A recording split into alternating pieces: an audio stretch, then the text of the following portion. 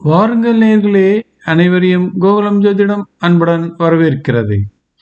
நாம் இன்றைய பதிவில் பார்க்க இருப்பது, ஒருவர் பிறந்ததே எதற்காக என்று வருத்தப்படும்படியான கவலைகள் நிறைந்த வாழ்க்கையினை பற்றித்தான் பார்க்க இருக்கிறோம். பொதுவாக பலருக்கு வாழ்க்கையில் எந்த விதமான முன்னேற்றமும் இல்லையே, ஏன் நமக்கு மட்டும் இவ்வளவு சோதனைகளும் வேதனைகளும் வருகிறது என்று வருத்தப்படுவார்கள்.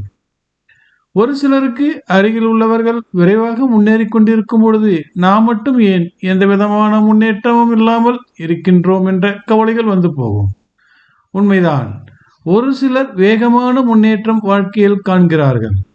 ஒரு சிலர் பிறந்தது முதல் எந்த விதமான முன்னேற்றமும் இன்றி ஏதோ வாழ்கிறோம் என்று வாழ்ந்து கொண்டிருப்பார்கள்.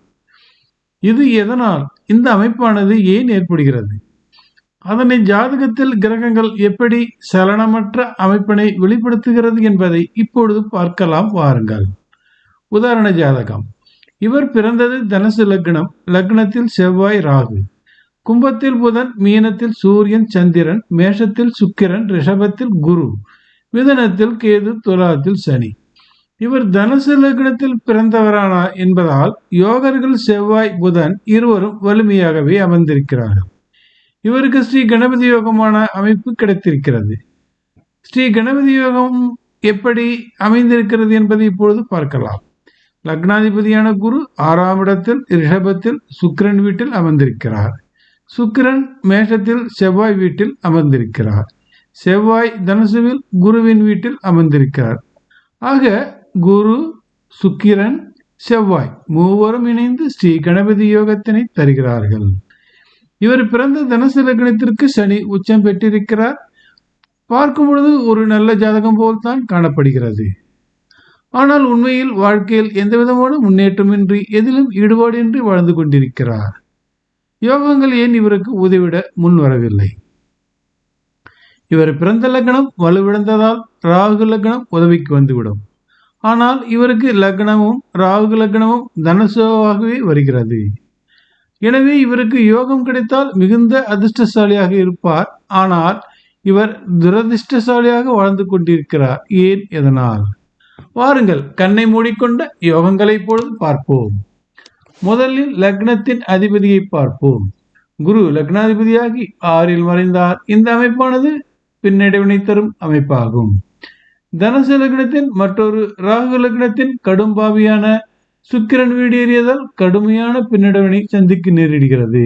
அதாவது பிறந்த லக்னத்தின்படி பார்க்கும் பொழுதும் குரு 6இல் மறைந்திருக்கிறார். ராகு லக்னத்தின்படி பார்க்கும் பொழுதும் குரு 6இல் மறைந்திருக்கிறார். இதுதான் கடுமையான பின்னடைவினை இவருக்கு கொடுத்தது. சரி, சந்திரன் என்ன உதவி செய்கிறார் என்பதை இப்போது பார்ப்போம். சந்திரன் என்ற அதிபதி உதவிக்கு வருகிறாரா என்றால், சந்திரன் என்ற மீனத்தின் அதிபதியான குரு கடும் பாவியான 3க்குரிய குரு சுக்கிரன் வீடேறி இவரை மிகவும் துரதிர்ஷ்டசாலியாக்கியது. பிறந்த லக்னத்திற்கு அதிபதி பாவி வீடான ரிஷபத்தில். ராகு லக்னத்திற்கு அதிபதி பாவி வீடான ரிஷபத்தில். சந்திரன் லக்னத்திற்கு அதிபதி பாவி வீடான ரிஷபத்தில். இப்படியாக 3 கோணங்களில் அதிபதியான குரு கடுமையாக பாதிக்கப்பட்டதால் இவரால் வாழ்க்கையில் சிறிது கூட முன்னேற்றத்தினை காட்ட முடியவில்லை. இவருக்கு அமைந்த ஸ்ரீ கணபதி யோகமானது ஏன் உதவிக்கு வரவில்லை?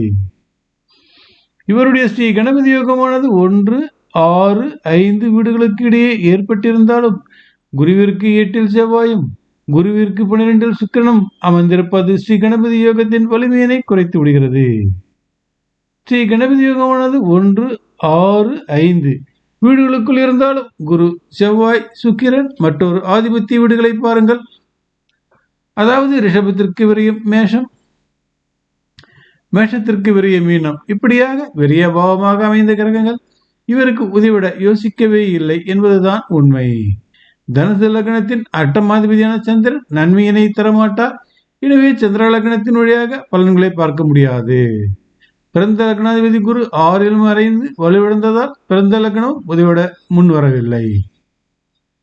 ராகு லக்னமும் லக்னத்திலேயே இருப்பதால் ராகு லக்னாதிபதி வலுவிழந்ததால் கிரகங்கள் உதவிட முன் வரவில்லை.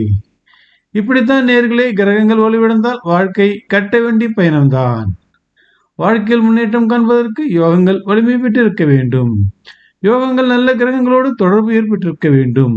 இவருக்கு பாருங்கள், பிறந்த லக்னத்திற்கு குரு கெட்டார், ராகு லக்னத்திற்கு குரு கெட்டார், மீன ராசிக்கு குரு கெட்டார். சந்திரா லக்ன யோகரான சந்திரன் பிறந்த லக்னம், ராகு லக்னம் இரண்டிற்கும் அட்டமாதிபதியாக வருகிறார். இவர் எந்த முயற்சி எடுத்தாலும் தடைகள் தாமதங்கள் வரத்தான் செய்கிறது.